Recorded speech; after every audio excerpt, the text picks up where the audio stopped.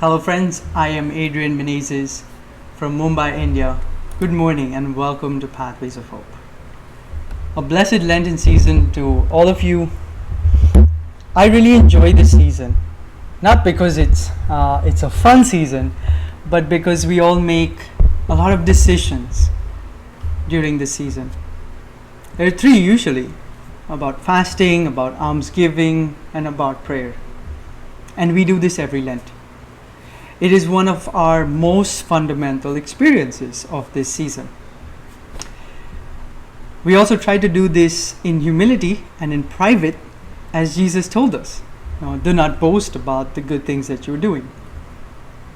But I want to discuss why some of these practices are so helpful. It's because they teach us to think more about others and less about ourselves. This also reminds me of the golden rule I learned a few years ago. I am number 3. God, others, and then me. Our gospel today is taken from Matthew chapter 25, verses 31 to 46. In this passage, Jesus talks about the sheep and the goat being separated. The sheep are the one who have lived selflessly and served selflessly. They have been a blessing to people in real need.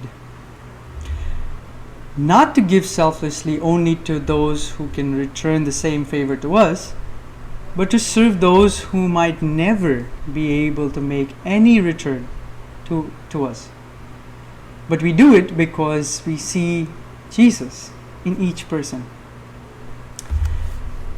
The sheep seem to be used by Jesus for those who are sensitive, for those who are humble in service, for those who are always listening to the voice of the shepherd. The goat, on the other hand, are the ones that are quarrelsome, always thinking about their own needs and how everything can give them some kind of profit. Somehow, everything they do needs to be an investment that will give them some return in the future. We might not always be like the goats, but our natural tendency, which is inclined to protect ourselves and to think about ourselves, sometimes takes over, and we can behave like goats. Jesus calls the sheep righteous and the goats cursed or wicked. One important consideration here for those of us who do nothing or are indifferent to the challenges around us. Jesus in this passage also says that those who do nothing when they see a need are also counted as wicked or deserving of eternal punishment. Some of us might say that's really harsh. But I read a book a few months ago, and this was about a few Germans in a small German town during the Second World War. At some point they were discussing as the whole town, and the biggest regret of the German civilians during that time was that they saw evil rising in small ways in their schools, in their towns, in their society, and did not do anything. They stayed quiet because at that moment the evil was not targeted towards them, and it reached a point when it was too late. And oh, what suffering the world faced, both within Germany and outside. We might have glimpses of that happening in our society today. There's a famous phrase: the only thing necessary for the triumph of evil is for good people to do nothing. We pray in the Lord's Prayer, let your kingdom come and let your will be done on earth as in heaven.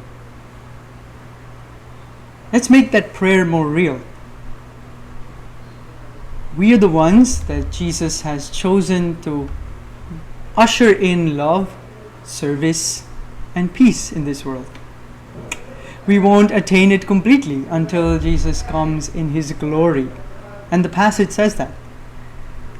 But when we stand before our King, the day He comes in glory, may we not be filled with any regret of not doing enough, of not giving our all, of not carrying our cross, of not laying down our life for His people. May we not have to regret any of that. And that's why I want to encourage us as we meditate today.